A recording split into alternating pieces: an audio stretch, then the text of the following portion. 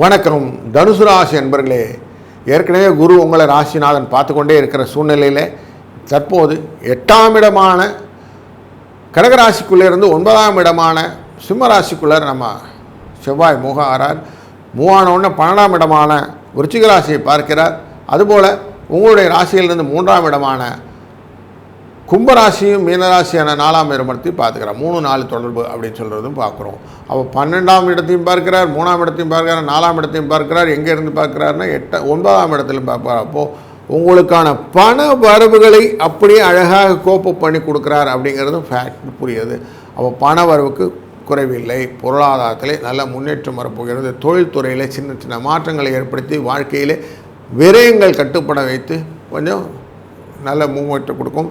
அதுபோல் புதிய வரவுகள், புதிய ஒப்பந்தங்கள் வருவதற்கும் குழந்தை பெயர் பெறுவதற்கும் நல்ல ஒரு காலகட்டமாக அமைகிறது. இந்த காலம் நல்லதே நடக்கட்டும், நல்லது நடக்கும். வாழ்க வளத்துடன்.